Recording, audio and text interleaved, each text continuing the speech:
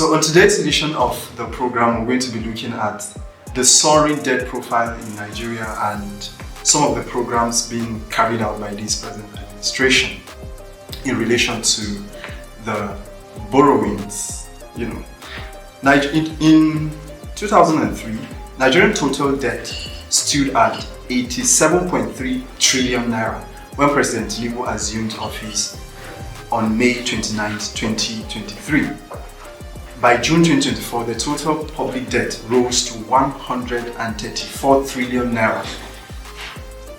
A new borrowing totaling 46.7 trillion naira, and that has risen concern by Nigerians. Recently, we saw a request by the president to borrow an additional 2.2 billion naira. Of course, the upper chamber, talking about the Senate, approved the budget. Now we're waiting for the lower chamber, talking about the House of Representatives, which of course we know that they are also going to give the budget a nod. Of course, this is coming from Mr. Philip Adese, who is one of the lawmakers of the House, who clearly stated that the House is ready to give the President the needed support that he needs in order to spearhead the governance, even if it means getting money from external lenders and all. But then another game that seems to have been brewing, or we may likely see tomorrow being Tuesday, is when the opposition, lawmakers, who in some way are saying, no, we're not going to agree to this, because if you're borrowing for a good cause, fine, but then if you're not borrowing for a good cause, we're going to frown at such borrowing spree. Mr. Victor, what do you think about the Nigerian debt profile? First of all, thank you, Mr. Pius, for having me here. Thank you to listeners and viewers.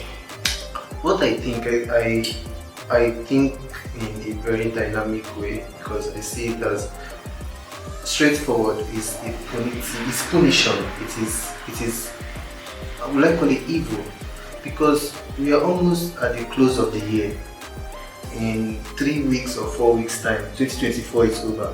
And if you look at it, the president is supposed to be somebody who is smart, somebody who is vision oriented, somebody who knows his balls, somebody who knows his right from his left. And if you look at 2023, before you can come out and present a budget to the House, you should have been able to quantify, qualify and measure how much you need for 2024 budget. Then coming out few weeks to the end of 2024, despite signing a budget of how many trillion earlier this year, few weeks to the close of the year, you want to go and take another loan. Could it be that the money you were budgeted, or the money we are issued at the beginning of the year, was not sufficient for you, or what exactly? So you see that it is, I call it punition, I call it is a decoy, is a plot, it was a way of punishing Nigeria. Yes, a way of punishing our future, not just us now, because the effect of these loans are not going to be felt immediately. Do you understand? It's going to, because in the future, these people giving you this money will come for it. It's a loan, and we are not even giving the full information of all of these things. I was seeing that the president gave them 3 options, 3 good options. One, they say, is Euro bond in the open market, and 3 options that is to tell you that he's hell bent on taking the loan, notwithstanding any situation, notwithstanding anybody's opinion. So let's look forward to the opposition, as you said, Before we go into what the opposition might like, the opposition lawmakers might likely take. If you look at the budget in the fast forward to 2024, the budget being taken by this present administration keenly went to areas like the renewable energy. And if you look at the removal of fuel subsidy, you begin to see that maybe the government is trying to diversify. Okay, let's go back to other areas, talking about the renewable energy that has nothing to do with oil and other fossil fuel. Maybe they are trying to look at such areas in order to grow the nation's income. Right. So if we are looking at that part, could you say maybe the budget and the loan and everything could be justified? Maybe it is justifiable getting these loans since we are getting them to grow some parts of our economy that are not, related to oil that we've always, put our attention on. Like I told you, this is just like if you go to a circuit, just like a con artist, creating something, just like the more you look, the less you see. That is the situation we are now. As you are looking at this thing, the less you see of it.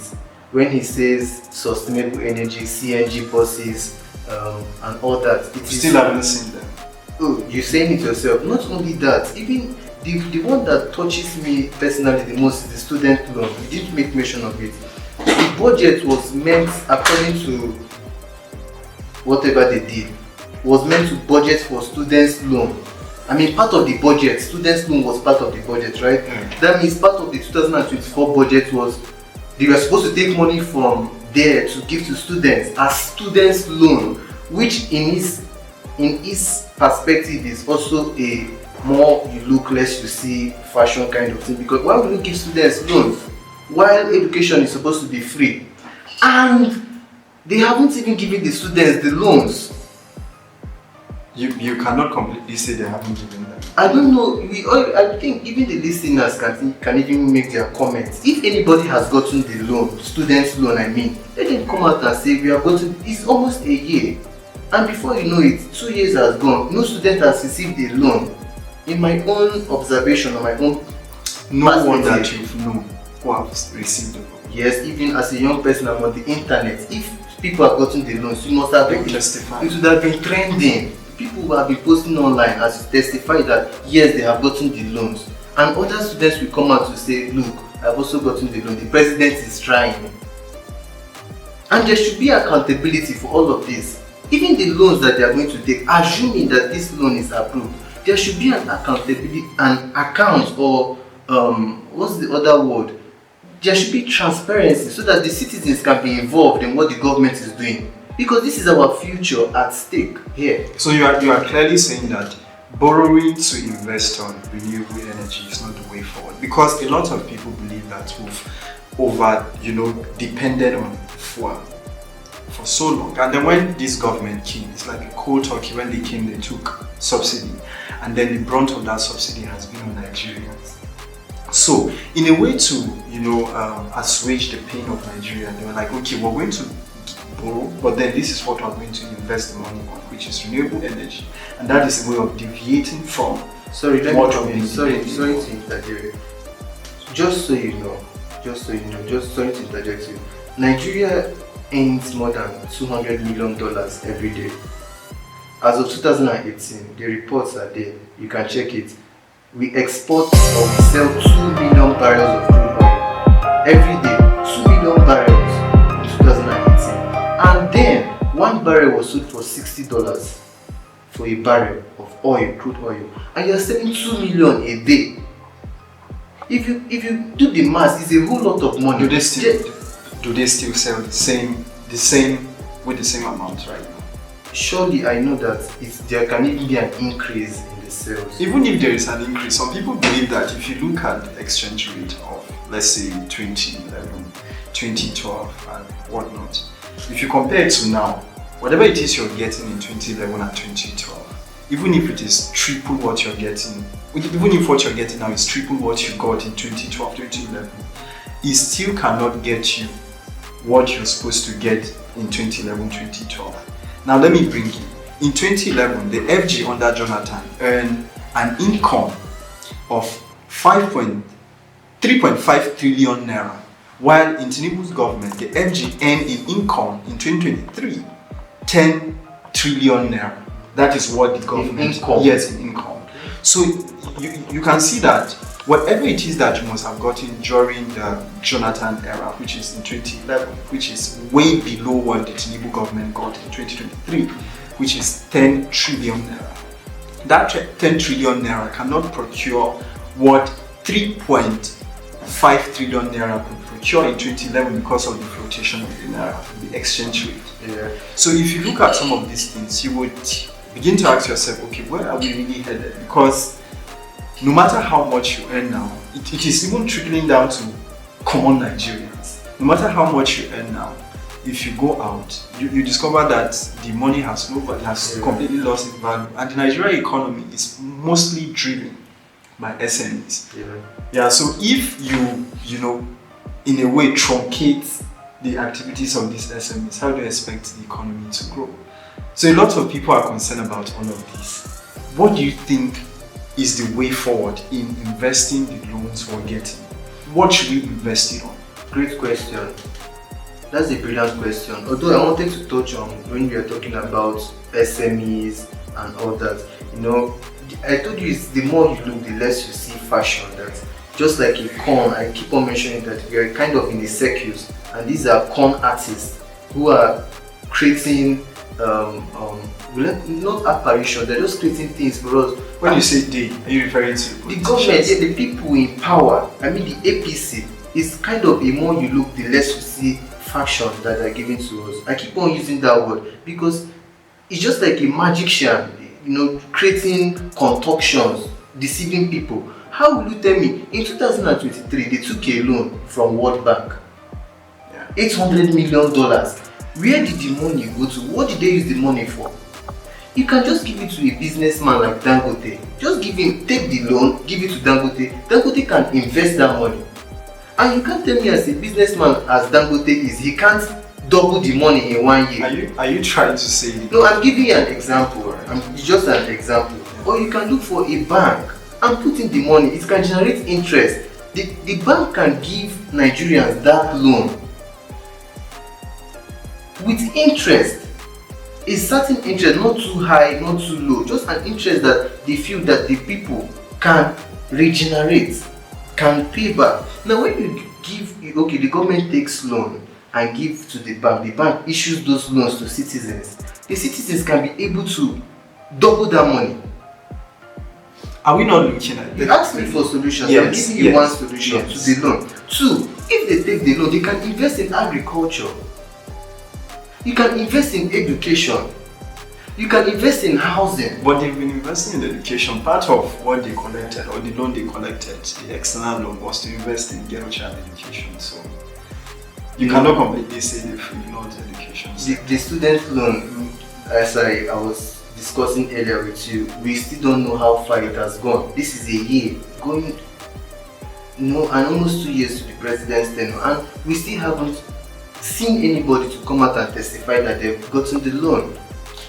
Well, the way you're talking about this, I'm sorry, let me ask you a question. What do you mean by investing in the girl child? Let me ask you, how do you mean investing in the girl child? How do you think that the government wants to invest in the girl child? Part of the loan, investing in the girl child. Please girl child education. Yeah. Investing in educating the girl child. What does it mean? As simple as investing in them, ensuring that they're educated. Ensuring that the girl child is educated. In what aspects? Formal education. Only formal education. And you see, that's where we are getting it all wrong. The government they don't really know what they want for the people. Do you understand what I'm saying? Is the girl child not educated? And check the statistics. How many girl children are going to school? There's no framework. That's what I'm trying to. There's no framework. Mr. Victor, I'll take you for back. the expenditures. Yeah, sorry for cutting you on that thought. I'll take you back to what you said concerning, example giving Dangote money to, do business and then give government return. Are we trying to say the Nigerian government should not have its hands on business? Because if you look at the government of China, the United States, these are, global economies that have dabbled into business and that are doing, fantastically well. If you look at some of the loans we've collected, some of our foreign loans, we got them from China. And then it is not from a Chinese individual, we're talking about Chinese government. Is it that Nigeria cannot do business? We are a nation of over 300 million individuals, and this is a very massive economy. When I tell you 300 million, just imagine 300 million people. Just imagine the people in the stadium alone, and you are selling water in the stadium. Everybody there are going to need water. Do you know how much sales you're going to make? Yeah, so my question is, can't Nigeria I'm weaving the words. Like, okay. You ask me, I'm trying to answer you. I'm trying to weave the words to give you a web of answers, like to give you your answer in a web so you can see it directly. Now, I'm giving you an instance of a stadium and you're selling water. Everybody there are going to need water to drink, right? And as a business person, I'm offering a service. We can offer services to the world through our agriculture, through our education, we have many influential, we have even through our music, through our art, through our tourism. We have many things to sell to the world. Do you understand what I'm saying? I don't know if I'm asking you, but we have many things to sell to the world to get money. So rather than taking this loan. So clearly you're saying Nigeria should do business. We can do business. We have a lot of things to sell. Do you understand what I'm saying? We have you want me to list them? Not only our natural resources, not our human resources. We have many things to sell to the world to get income and even give loans to other countries. You know, talking about that, some people have also raised concern that why can't the federal government, as the Tinubu-led administration, in collecting these loans, why can't we look at some of these export-driven sectors, such as the manufacturing sector and of course the agricultural sector? Nigeria currently is battling with harsh food insecurity. So imagine if we had, or the Nigerian government had, taking a stance on that particular area of saying, okay, we're going to invest in agriculture, we're going to invest in the manufacturing sector. Because if you look at the loans the government collects, most of the loans go for capital, project. And then some of these capital projects, for a lot of persons or for some people, they will tell you we don't really need some of these things now, like the railways and all.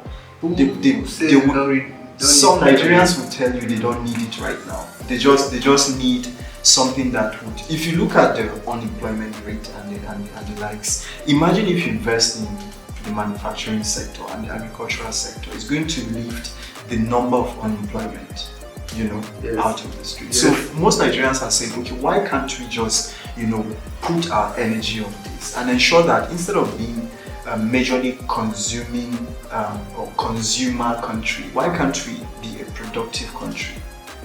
Because if you invest in the manufacturing sector and of course the agricultural sector, you're going to, be focused more on export-driven economy.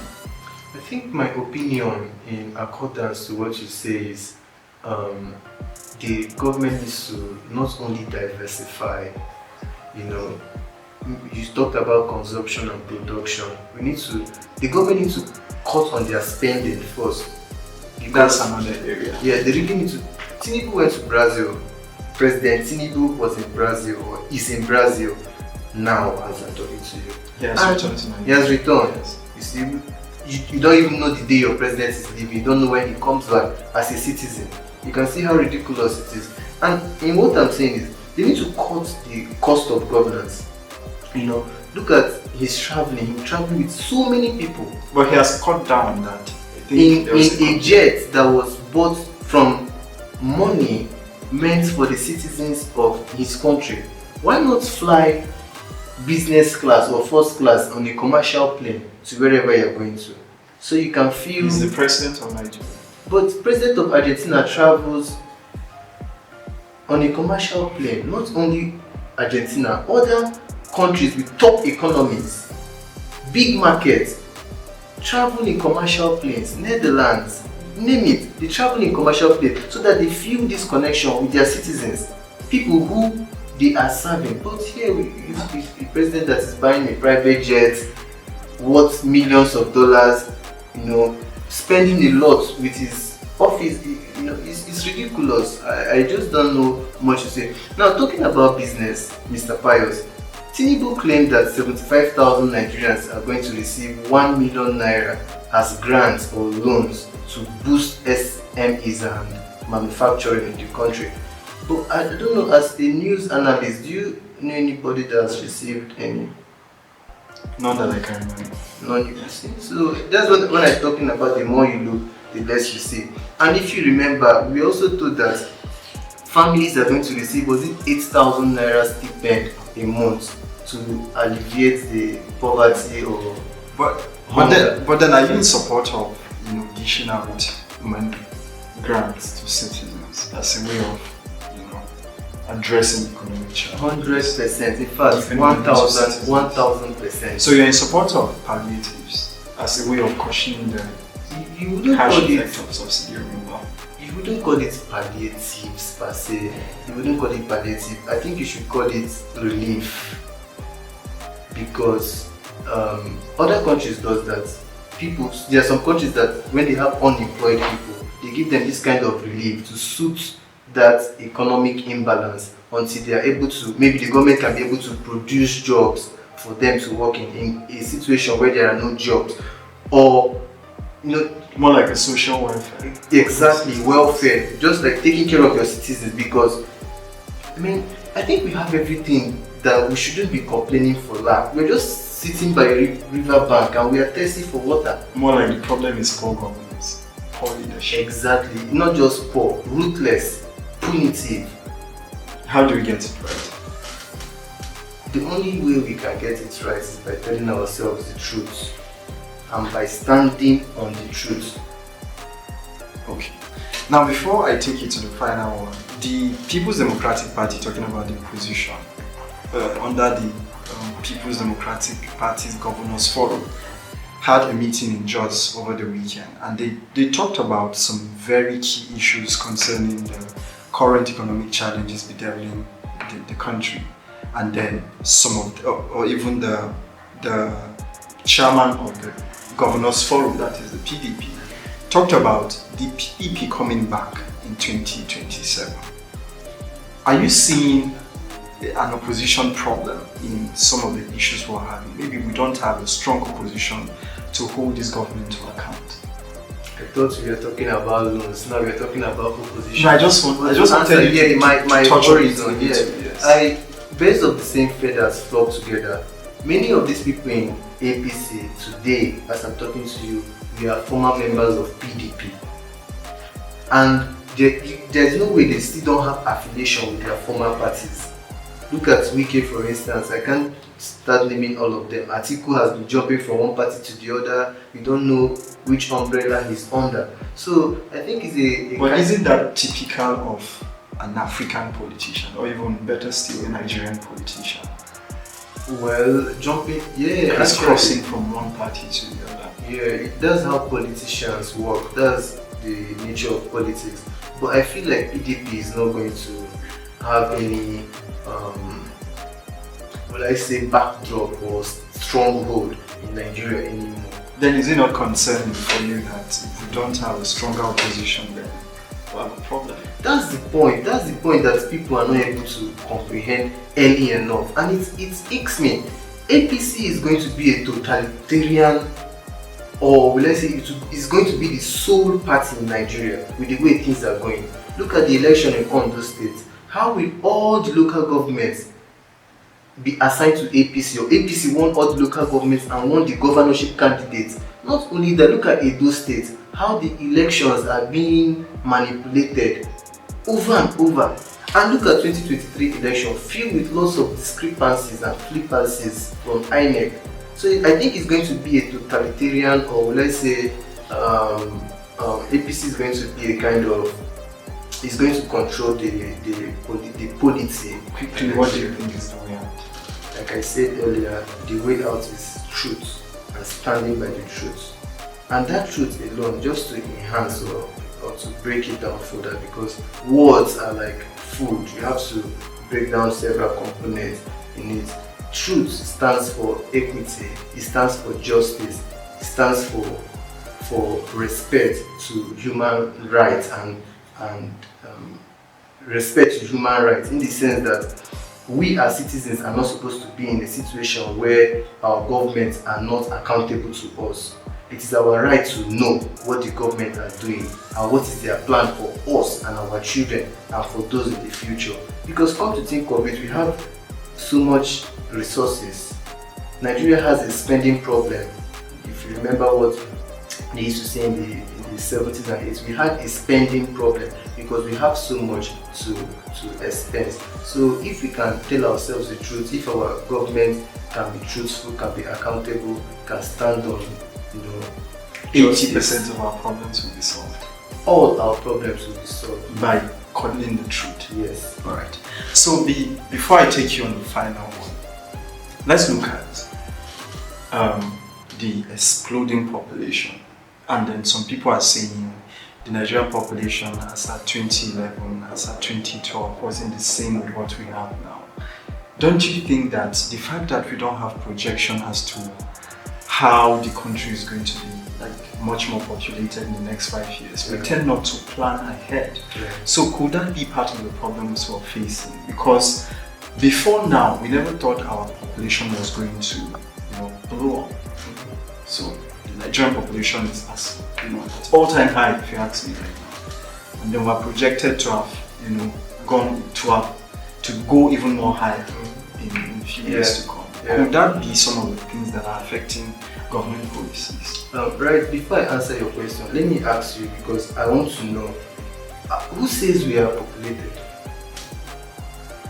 How do you know that we are populated? I mean, you get to know that we are populated if you go out, just like going we have not really conducted a census, so we wouldn't really know the actual figure. But if you look at things, if you look at the way things are going, you know that the population is really high. If I can remember, there's a way we measure population based on land expense and the amount of people living in a certain geographical area. But Mr. Pius, I was reading a book by Webb Du Bois, and I was trying to know why the colonists came to Africa to colonize Africa.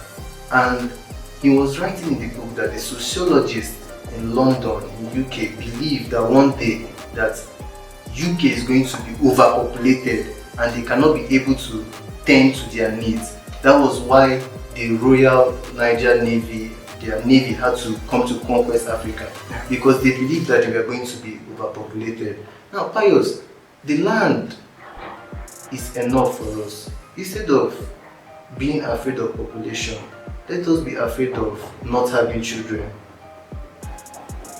Okay. Thank you, Mr. Victor, for that. That's your final thought. Yes. All right. So we want to say big thank you for being a part of today's edition of the program. I've been speaking with Mr. Victor Omona. Mr. Victor Omona is a social activist. An activist and social critic. So, alright, so that is it for today's edition of the program. Please do well to join us on Monday at 11 a.m. for another informative edition. Once again, my name is Pius Kadon.